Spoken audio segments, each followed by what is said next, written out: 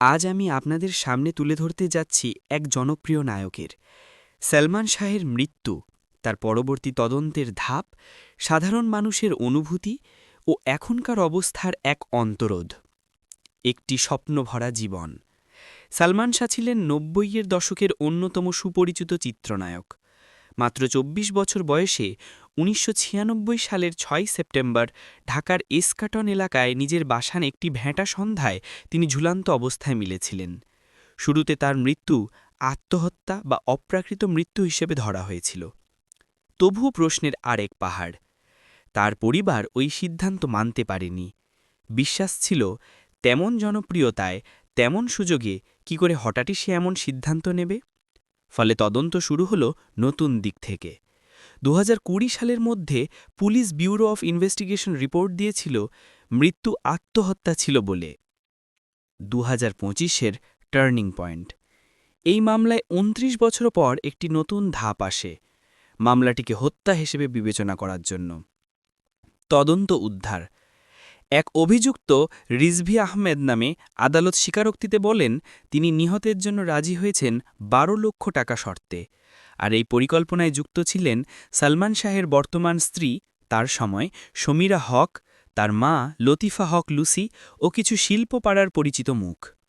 Police এখন ওই ১১ জনের বিরুদ্ধে মামলা করেছে, যার মধ্যে রয়েছে সমীরা হক, লুসি, বিশিষ্ট ব্যবসায়ী আজিজ মোহাম্মদ ভাই ও কিছু নাম না জানা ও অপরিচিত সদস্য। পুলিশের একাধিক পদক্ষেপ চলছে। অভিযুক্তদের দেশ ছাড়তে না পারে সেজন্য ইমিগ্রেশন আলোচনায়, গ্রেপ্তার ও তথ্য আহরণে তৎপর। পরিবার ও সাধারণ মানুষ কি বলছে?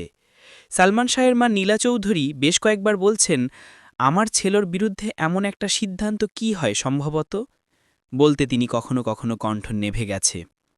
সাধারণ দর্শকপ্রেমীরা বলছেন, একজন তারকাকে, যার জীবনের শুরুটা ছিল উজ্জ্বল, এমন সংক্ষিপ্ত জীবনে হারিয়ে যাওয়া মানেই কঠিন বাস্তবতা।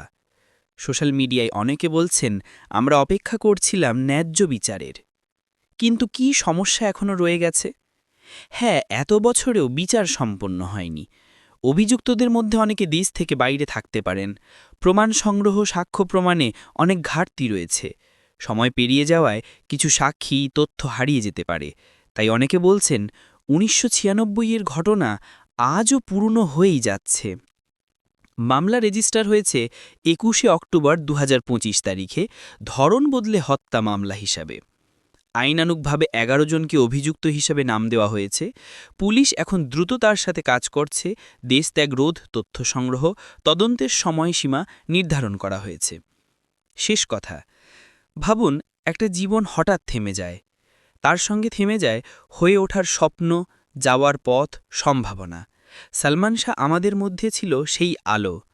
আজ অনেক বছর পর আমরা চোখ রাখছি সেই আলোকে, আবারও যেন সত্যিই হয় একটু ন্যায্যতা, একটু শান্তি। মানুষের মনে প্রশ্ন তখনও আছে, যদি এটি হত্যা হয় তাহলে কেন এত দেরি? আজ যখন তদন্ত নতুন মোড় নিচ্ছে, তখন আমাদের প্রত্যেকের চাওয়াই বিচার হোক দ্রুত, হোক নিরপেক্ষ, হোক মানানসই। ধন্যবাদ সবাইকে সময় দেওয়ার জন্য। আশা করি এই গল্প শুধু একবার মনে করিয়ে দেয় জীবনের মূল্য, ন্যায্যতার আহ্বান এবং অনন্ত অপেক্ষার ঘাত।